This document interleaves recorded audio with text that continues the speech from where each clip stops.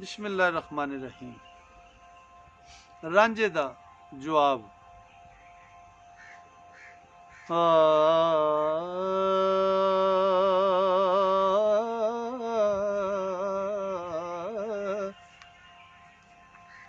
वलो बसतुल्लाह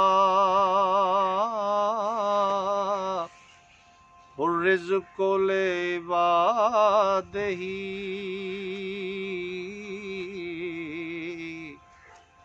रिज़्क़ खा के मस्तियाँ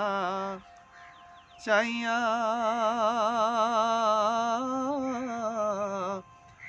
अनी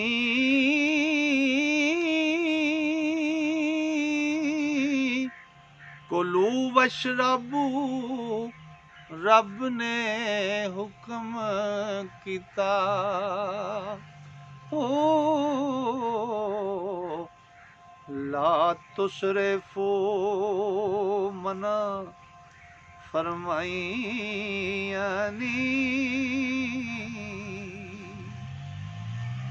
ते अच्छा खा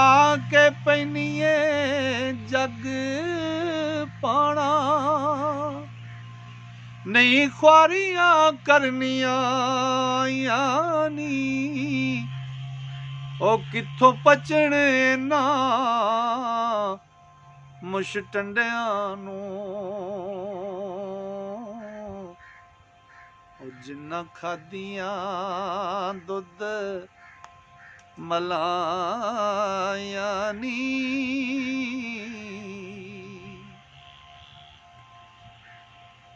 इल्ला लल्लाह रिज़्क़ुहा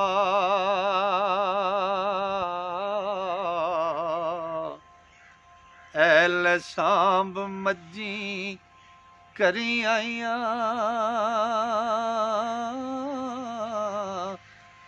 अनी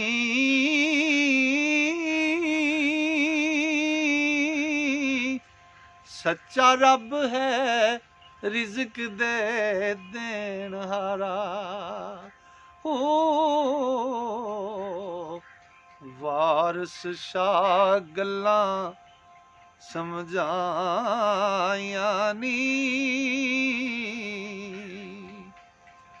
वलो बासतुल्लाह रिज़्क़ो ले इबादिही ऐले सांभ मज्जी घरी आईया नी कुलू वशरबू रब ने हुक्म किया खाओ ते पियो अल्लाह दा हुक्म ला तुसरिफू मना फरमाइया ने होनियां तो मना किया